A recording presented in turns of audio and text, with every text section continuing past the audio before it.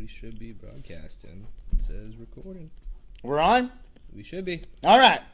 Welcome once again, everybody. Oh, man. I just was talking and something fell out from in between my teeth from my sandwich. Anyways. All right. Welcome to 3 to 5 Things We Didn't Have Time to Talk About Today. I'm your host, Fred Kennedy, and once again, I would like to thank our wonderful sponsor, Corey's Clothiers, 569 Danforth Avenue. Can we get a shot of my shoes? Can we get a shot of my shoes? Are we in? Do we have the shoes? These shoes are, I think he calls them pilotes. And listen, I listen to Sean talk about clothes all the time in the commercials we do. And he's been going on and on and on and on about these shoes. And I'm like, oh, we get it. They're really great. Made me take a pair, and then I put them on. Dude, they are really great. I felt like such an idiot for doubting them. They're very comfortable. And my wife likes them. And I possibly got all the way to third base because of them this weekend with my wife. All right, first, let's talk about Wannacry. Wannacry is the cybersecurity threat facing 150 countries around the world, targeting over 23,000 specific individuals. Actually, in China alone, over 20,000 corporations have found their computers getting locked down because of the Wannacry cyber attack. Basically, what ends up happening is it's ransomware. Your computer gets locked down, and then you have to pay a specific amount of money to get your computer unlocked. And the weird thing is that months ago, Microsoft actually issued out an update and a patch to prevent your computer from getting screwed over by this. But as in a lot of cases, people get a little bit weird when it comes to like downloading updates and they just don't want to do it. Update your computer all the time, okay? You know the people that are, generally speaking, the most targeted by these types of things? Your parents. Your parents. My mom is constantly downloading things from people she does. Okay, listen. This to me, honestly, this is the best email scam there is going because I almost fall victim to it sometimes. I got an email once that said I had a parking ticket issued and they were going to contact a collection agency, yada, yada, yada, for further information to contact them. And it's like to view scanning of the ticket, it's attached here. And it's just an unknown little file at the top. And they basically want you to unlock that file because once you open it, boom, they're in. They can lock down your computer. And the thing is it's entirely possible that I've gotten a parking ticket in the places that I've parked throughout my day. But I don't do it. I never download anything, ever, even from people I do know. It's kind of like, you know how people are like, well, it's the person I know. So, would you have unprotected sex with all of your friends even though you know them? No, you wouldn't. No, you wouldn't. That's basically what you're doing. If your computer doesn't have like virus protection on it, and unless you're very choosy about who you're downloading attachments from, think of attachments as penises. You're letting random penises go into your computer. But if you have virus protection, you're wrapping those penises up. So think about it like that. Dude, I've got like 3 different types of viral protection on my computer because I'm that absolutely paranoid. And the thing is I pay for them too. I'm just very big on safe sex with my computer. Moving on, though. Now we've discussed ransomware. What's the moral of the story? Don't download stuff, right? Right, guys? Don't download stuff? Good. Don't download stuff. Don't download stuff. Look at that. Look at Nicki Minaj. And thank you, Matt, for finding the one non-softcore porn photograph available on the internet of Nicki Minaj. Excellent work. She looks like a dream, and she is a wonderful human being. And I'll tell you why. Because Nicki Minaj has started a charity fund where she will help pay off your student loans, provided you've got good grades and you can prove it. And I think that's absolutely fantastic because there's a lot of people that are graduating from post-secondary institutions that have no real futures but have massive amounts of student debt because they picked careers and like degrees and stuff that aren't going to get them anything in life. It's just, let's be honest. Like I got a buddy. Like radio? Radio, yeah. Don't go to broadcast school. Unless, of course, it's a broadcast school that pays for advertisement on a radio station, in which case they're really good. But all the rest of them aren't so good. Post-secondary, I've got a buddy who's like one of those guys who just, he's constantly posting like long-winded political arguments on Facebook. The thing is he already knows that I'm talking about him just after me saying that. And he's got like a theology degree. What are you going to go do? Work at the Bible factory? You're not going to get a job, buddy. You're not going to. No one is excited to hire a philosophy major. No one. You can't Go work at the philosophy factory, okay? Because it doesn't exist. What are you going to do? Go write little quotes to put in fortune cookies? No.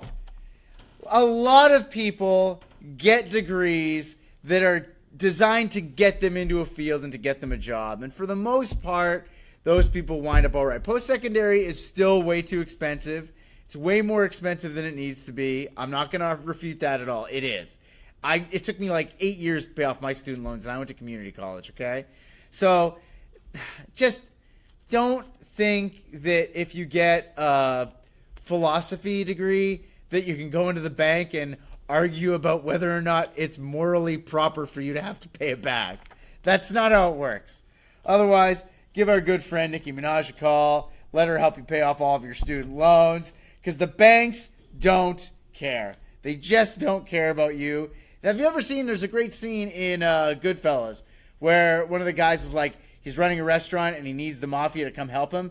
And the mafia's philosophy is, F you, pay me. Doesn't matter if your wife is dead, F you, pay me. That's the banks. When it comes to your student loans, they just want your money. The only reason they're really funding you to get an education is so that you'll get more money, and then you can borrow more money from them later on in like a mortgage. And then they can make even more money off you. It's like they're double dipping. So if you're broke, contact my good friend, Nikki Minaj. All right, let's talk about dinosaurs. Ooh. Once again, great picture. How did the dinosaurs die? Well, the popular theory is that an asteroid smashed into the Earth and killed them all. But where? Some people have said the Yucatan Peninsula. Well, now it looks like they have proven once and for all that the Yucatan Peninsula was where the giant asteroid hit. Now, look at this. Okay. Now, this is a massive study that was done in coordination with a few universities here in North America and a few universities in Europe. I think this stuff is really fascinating. What they've done is they figured out through multiple core samples being taken all around the Caribbean and the Yucatan that the asteroid that hit Earth back when the dinosaurs was around was approximately 9 miles wide, which isn't all that big. It's about, you take a bowling ball and a grain of sand. Huh? Look at that Photoshop work. Great work, guys. Anyways, the issue is that it hit going 40,000 miles per hour. That's how fast that thing was going when it actually hit the Earth. So what ended up happening is it hit the Earth at the perfect spot to cause maximum global devastation. There was lots of soft soil that kicked up a massive wall of dirt around it, twice the height of Everest. Also caused a massive tsunami to surge all the way across the then early Atlantic Ocean, slam into what was then Africa, and go up like, we're talking like 200 or 300 miles inland of water. That's how huge it was. And scientists were saying that if it had hit the Pacific or hit the Atlantic, the impact wouldn't have been nearly as severe, because after it wound up hitting the ground and kicking up all that dirt, it created a massive dust storm, which was basically like a nuclear winter that was so big, changed the whole climate, and mammals survived, and now we're all making computer viruses and having unprotected computer sex, and everybody is getting infected with things. So moving, oh yeah, this is what terrifies me. Look at this picture, okay? What scares me is that we could be facing an asteroid scenario again. Remember last week we were talking 2030 and asteroids going to come and hit us again? I am fully aware that in a post-apocalyptic situation, I have nothing of use to offer anybody. I'm not very handy. I'm not a mechanic. I'm not really a good fighter or anything. And my wife is really good looking. You know what's going to happen to me in a post-apocalyptic scenario? I'm going to die, my children are going to be fed to animals, and my wife is going to be marrying some post-apocalyptic warlord. Like Tom Hardy? Like Tom Hardy. Look at him. He's so beautiful, no one even wants to fight that guy. Moving on. Oh, buddy. All right. What happens right around fall of every year? All the new gizmos and gadgets and electronic whatevers go on sale for Christmas. This year, the sex robot, the real doll sex robot, will be officially going for sale. Now, we've all heard of the real doll. They even made a movie about it starring Ryan Gosling. First of all, why would you make a movie about a guy so desperate for love he gets a real doll and then cast Ryan Gosling? Ryan Gosling at his worst looks better than me at my best.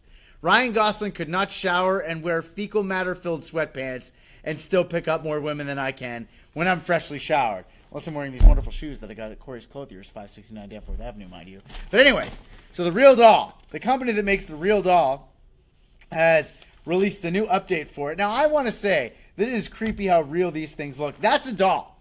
Show the picture. Zoom in. That's a doll, okay? That is a doll that can orgasm when you have sexual relations with it. It's programmed to have an orgasm when you have sex with it. And it looks so real. Like, which one is the real person here? It's hard to tell. To be honest, the one on the left, by the way, the left one is the real doll. And the right one is the real person. There are so many people in Hollywood that look less real than the doll does. And the doll actually... Oh, speaking of sexy robots. Meow. Now, okay, I'm getting ahead of myself. I'm getting ahead of myself here, okay? I'm getting ahead of myself. The robot is programmed to have an orgasm, right?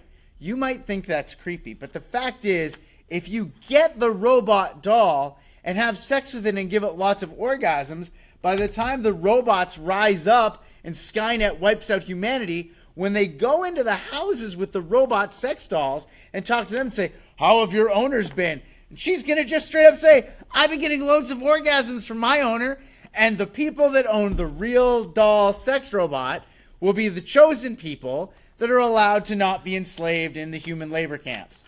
Because you're showing the robots you want to give them pleasure. Is your excuse for getting one? I have a wife. I don't need one of those. But Matt, do you have the list of all the things? I got some things here. Okay, Matt, come around here and list the things that the robot doll can do. Okay. All right.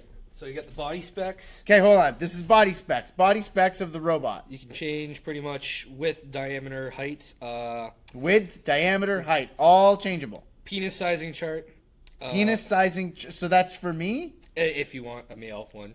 Okay. If I want a male one. Insert dimensions. Insert dimensions. The things. Yep, that you insert things. Yeah. Okay, yep, go on. Got it. Pubic hair color. Pubic style. Hair. Style. Wig hair and color. Wig hair and color. Elf ears. Elf. Yeah.